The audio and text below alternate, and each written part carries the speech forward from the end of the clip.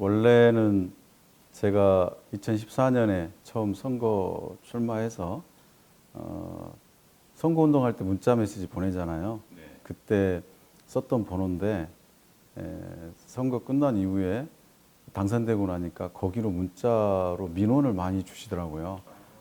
그러니까 이제 회신 번호가 있으니까 주셨는데 그걸로 계속 소통을 하다가 보니까 아, 이거를 하나의 주민들과 소통 수단으로 쓸 수 있겠구나, 그렇게 생각해서 2015년도부터 좀 적극적으로 했고요.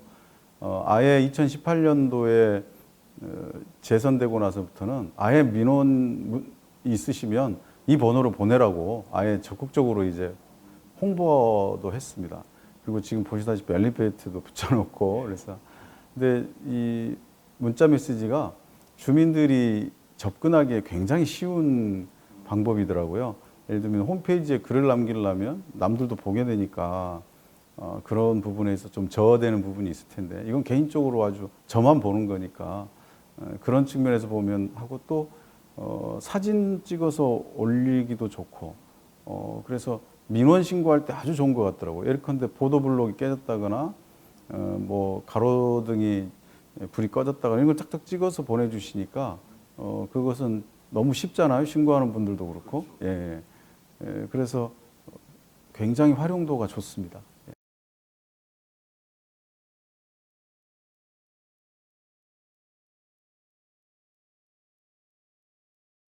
평균적으로는 하루에 한 2, 30통씩 오는 것 같아요.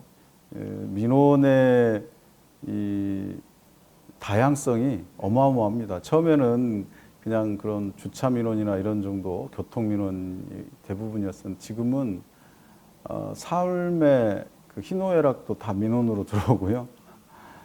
생활고, 그다음에 또 여러 가지 문제들 이런 것들이 하여튼 장르가 다양하게 오고 있습니다. 예.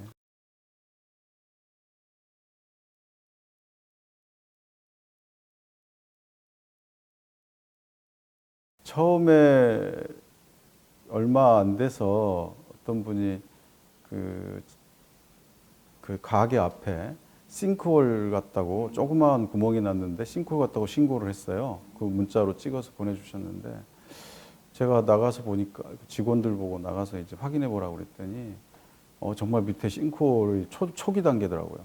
그래서 거기를 이제 메꿔서 이렇게 막게 됐는데 그것이 진행이 됐으면 하마터면 큰 사고가 날 뻔했죠. 근데 이런 게 이제 굉장히 유용하구나 그런 생각을 했고 뭐 최근에는 그 여성분들 같은 경우 특히 자동차에 차량에다가 번호 보통 이렇게 안내를 해놓잖아요. 근데 그걸 가지고 이 범죄에 사용한다거나 그럴 수 있기 때문에 굉장히 불안해하신다는 그런 문자 메시지가 있었어요. 민원이. 그래서 이제 생각해낸 게 안심번호였는데 굉장히 호응이 좋습니다. 예를 들면 이렇게 그 작은 민원, 큰 민원 할 것 없이 주민들의 일상생활에 관계되는 민원들이 많이 오기 때문에 좋은 정책으로도 만들어지고요. 또 대상포진 걱정하시는 어르신들도 있고 또 이 아이를 갖고 싶은데 난임이어서 근데 난임 치료 비용이 이제 저소득층들한테만 주게 돼 있는데 이걸 왜 그렇게 하냐? 갖고 싶은 분들한테는 그 치료비가 정말 그 감당하기 어려울 정도로 크니 이걸 좀 같이 지원해 줬으면 좋겠다 해서 제가 지금 현재 그걸 지원하기 위한 조례를 제정 중에 있습니다. 그래서 이런 정책으로도 만들어지는 사례들이 많습니다.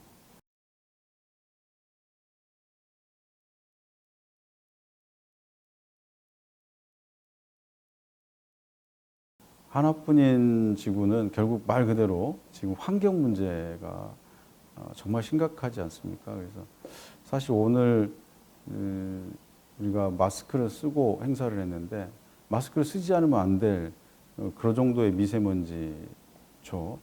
얼마 전까지 코로나 때문에 마스크를 썼는데 이제 벗은 지 얼마 안 됐는데 미세먼지 때문에 다시 써야 되는 그런 안타까움이 있고 또 산불이라든지 많은 기후이기 때문에 생기는 문제들이 많습니다. 그래서 이런 문제를 우리가 좀 심각성을 갖고 하자.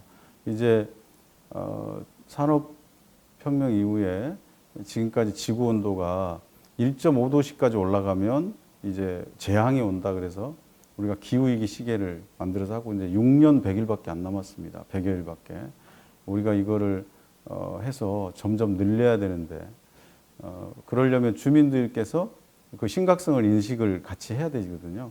그래서 그런 부분에 대한 홍보도 있고 또 참여해서 이렇게 해보니까 좀 환경 지키는 게 이렇게 큰 먼 문제만 아니구나. 그래서 작은 실천을 통해서 그런 환경 지킴 활동을 참여하게 할 수 있는 그렇게 해서 행사를 한 건데요. 그래서 반응이 굉장히 좋아서 이걸 또 확대하고 또 늘려가는 방법을 또 검토하겠습니다.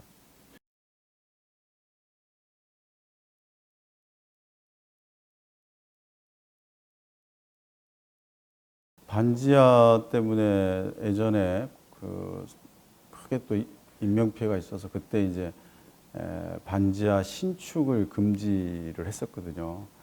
그래서 이제 자연스럽게 기존에 있었던 거는 시간이 가면서 없어질 것이다 이렇게 생각하고 이제 신축을 금지한 지가 꽤 됐는데, 근데 이번에 작년에 그 반지하가 또 수많은 인명을 또 희생시켰죠. 그래서 이게 자연스럽게 없어지는 수가 없구나. 시간이 굉장히 걸리겠구나. 그렇다면 우리가 반지하를 인위적으로 좀 행정에서 좀 줄여가는 그런 방법을 좀 강구해야겠다. 또 한편으로는 반지하를 또 일거에 없앤다고 하면 거기 살고 계신 분들은 또 어디로 가야 되나 이런 문제가 있잖아요. 그러니까 이것을 반지하의 거주 여건을 좀 개선하자. 그래서 사람이 살 수 있고 안전하고 그런 걸로 좀 조금 더 개선해 보자 이런 취지에서 이제 그러려면 일단 전수조사가 이루어져야 되죠. 그래서 전수조사를 다 하고 있고요. 했고 지금 또 보완하고 있습니다. 근데 전수조사 하면서는 등급을 나눠서 A, B, C, D로 나눴는데 예를 들면 C하고 D는 주거가 부적합하다라고 판단해서 이분들은 저희들이 이제 다른 임대주택이나 전세주택으로 이렇게 이전할 것들을 지금 이렇게 제안 드리고 있고, 그리고 거기는 이전하고 나면 폐쇄를 할 수 있도록 우리가 조치할 예정이고요. 그리고 나머지는 A, B는 그러니까 B등급은 저희들이 보완을 해서 이 홍수로부터 안전한 비 피해로부터 안전한 공간, 그리고 환기가 돼서 건강도 좀 해치지 않는 공간, 또 화재나 이런 데로부터 안전할 수 있게 이런 시설을 지금 설치해 드릴 예정입니다. 그래서 최소한의 주거 여건의 질을 좀 높여주는 것이 목표입니다. 그러면서 자연스럽게 이제 사람이 거주할 수 없을 정도로 낡아지는 부분들은 저희가 주거에서 주거용이 안 되게 이렇게 유도할 예정입니다.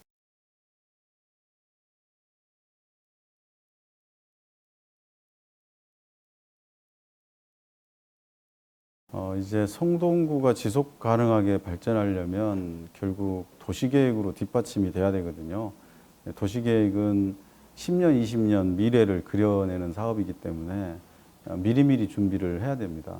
근데 저희 성동구가 한 단계 더 도약하기 위해서는 결국 왕십리 이 상업지구, 왕십리 역세권이 업무적 기능, 상업적 기능들이 강화돼야 된다. 이렇게 생각하는데, 지금 이 왕십리 역세권의 주요 위치를 관공서들이 차지하고 있습니다. 그래서 경찰서, 구청, 교육청, 의회 이런 관공서들이 차지하고 있기 때문에 이게 지금 우리 업무 중심 기능을 못 하고 있다 이렇게 보고요. 그래서 여기는 사실 그 50층 이상 지을 수 있는 그런 용지인데 관공서들이 자리 잡고 있어서 성동구가 한 단계 더 발전하는데 제약이 되고 있다. 이렇게 많은 도시 전문가들이 얘기를 해주셔서 그걸 반영해서 이 구청하고 경찰서하고 이 관공서를 이전시키고 여기를 상업 업무 중심으로 해서 비즈니스 타운으로 만들어서 대기업들의 신흥 대기업들 본사를 유치한다거나 이런 쪽으로 해서 하고, 이곳에 그게 오게 되면 건너편에 있는 도선동, 왕십리 도선동의 상업 지역들이 탄력을 받아서 오피스 중심으로 다시 보강이 돼서 성동구의 중심인 왕십리가 업무 기능으로 하게 될 거다. 이런 계획이고요. 거기에 따라서 이제 경찰서와 구청과 이걸 옮기는 작업을 또 함께 만들어내는 것이, 그래서 교육청하고 도서관 등등 교육과 관련한 건 지금 소방서 옆에 부지 이쪽으로, 텃밭 부지 쪽으로 옮겨서 덕수고 자리하고 한양대랑 연결해서 교육타운의 역할을 하게 될 거고요. 그리고 우리 구청하고 구청하고 의회하고 경찰서는 지금 서울아트홀 인근 부지로 옮겨서 거기가 이제 행정타운 역할을 하게 될 거고, 그리고 이제 성수동, 삼표라든지 그리고 서울숲 인근으로 해서는 문화관광타운으로 해서 역할을 한다. 이게 이제 4대 도약 프로젝트고요. 4대 중심은 금호 옥수지역은 명품 주거지역으로 조금 더 하기 위해서 보강이 필요한 부분들, 그런 부분들을, 그러니까 의료나 교육 시설들을 좀 더 보강할 수 있도록 도시계획을 하는 거. 그다음에 마장동은 청량리하고 왕십리를 연결하는 중심이니까 거기를 역세권을 강화해서 마장 역세권하고 또 새로 생기는 서마장 역세권을 강화해서 마장동 지역을 연결 중심으로 강화하는 것. 그리고 사근, 용답, 송정 여기는 이 친환경적으로 개발을 하겠다. 거기는 이제 중량물 재생센터라든지 중량천, 청계천이 있기 때문에 친환경적인 주거 여건으로 만들기 위해서 거기에 맞는 도시 계획을 하고 있고요. 성수동은 이제 기업들이 일자리가 만들어지는 곳이어서 일자리 중심의 이런 중심으로 만들어서 4대 중심으로 만들어서 진행할 예정입니다. 그래서 그 계획을 이제 올해 안에 구체적인 계획을 저희가 짜서 실행 계획으로 발표할 예정입니다. 지금 현재 한참 준비 중에 있습니다.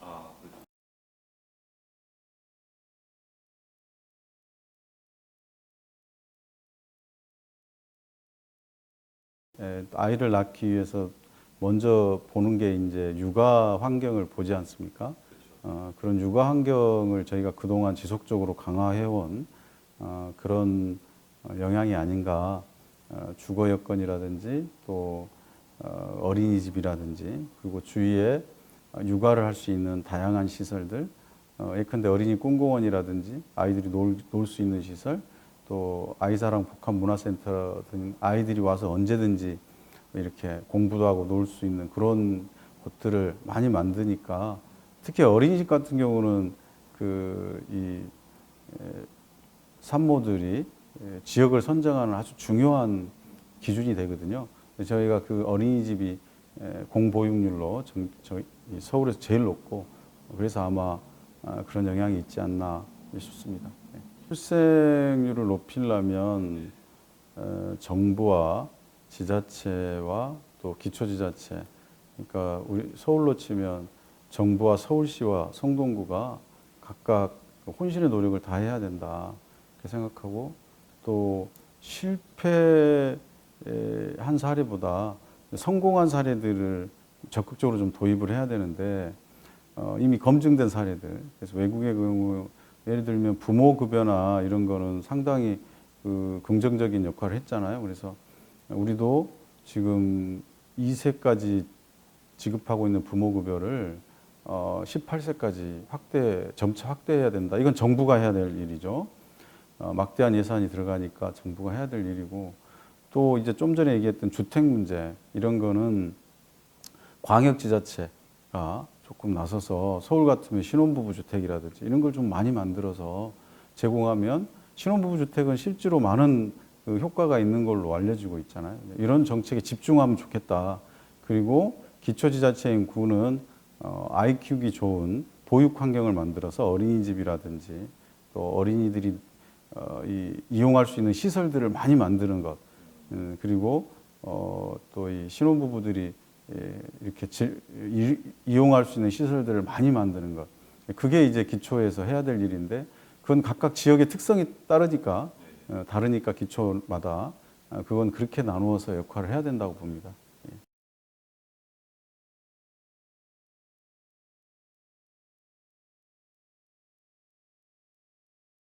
청년들한테 가장 필요한 건 첫 번째는 청년들끼리 소통할 수 있는 공간, 의논할 수 있는 공간들이 필요하고 온 오프라인의 그런 공간들 속에서 청년들끼리 서로 얘기 나누고 소통할 수 있는 공간. 그래서 이제 우리 청년 지원센터라든지 또 청년 오랑이라든지 이런 걸 만들어서 청년들이 활발하게 교류하고 있도록 하고 있고요. 그 다음에 일자리지 않겠습니까? 일자리가 무엇보다 중요한데 특히 청년들이 할 수 있는 일자리를 위해서 소셜 벤처를 적극적으로 육성하고 그래서 소셜 벤처에서 많은 청년들이 지금 일할 수 있게 그렇게 하고 있도록 지원을 하고 있고요. 또 이제 청년들이 대부분 1인 가구니까 1인 가구들에 대한 지원 정책들을 저희가 하면서 조금이라도 생활하는데 불편을 덜어드리기 위한 노력들을 하고 있습니다. 뭐 작은 거지만 그래도 이사할 때도 이렇게 좀 지원을 할 수 있도록 하고 있고요. 예.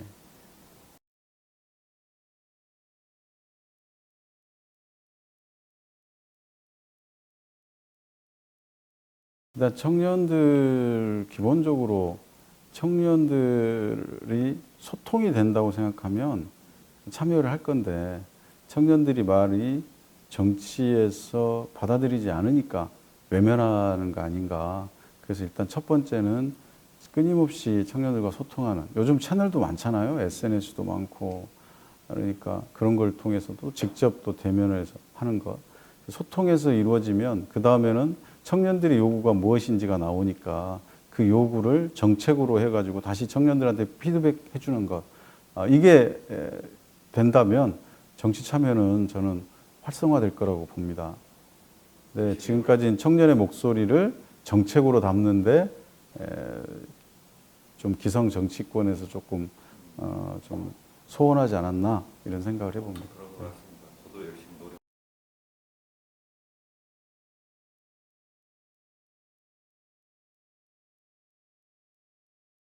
일단 소상공인들이 가장 어려워하는 부분이 첫 번째는 이제 자금 문제죠. 그래서 그런 부분에 대한 저리 융자를 저희가 이제 올해도 또 하고 있고 한 150억 정도 이제 저리로 할 생각이고 또 그 다음번에는 이제 판로인데 그걸 좀 소비를 촉진하는 일들인데 그러기 위해서 이제 가장 좀 효과적인 게 뭔가 봤더니 요즘 지역화폐가 굉장히 효과적이더라고요. 그래서 지역화폐 성동사랑 상품권 이걸 발행을 확대해서 조금 더 소상공인들이 사업하시는 데 도움이 될 수 있게 하는 거하고 그 다음에는 좀 그 인테리어가 낡아서 이렇게 조금 분위기 있게 세신이 필요한 곳들이 있는데 또 돈을 투자해서 하기가 어려운 분들을 위해서는 저희가 아트테리어 사업이라고 해서 그거를 하고 있는데 올해도 대폭 확대할 예정입니다. 그래서 그런 걸 통해서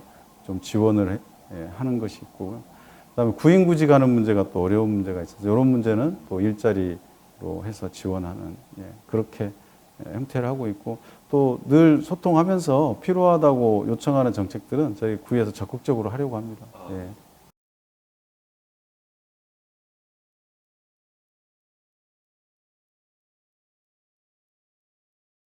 송도구민 여러분들께서 송동구청의 행정에 대해서 굉장히 신뢰해 주시더라고요.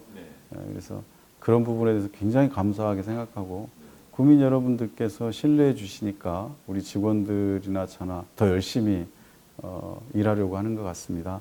그래서 앞으로도 계속 신뢰해 주시고 사랑해 주시면 감사하겠다는 말씀 드리고요. 저와 우리 직원들 혼신의 노력으로 주민 여러분께 서비스로서 행정 서비스로서 보답하겠습니다.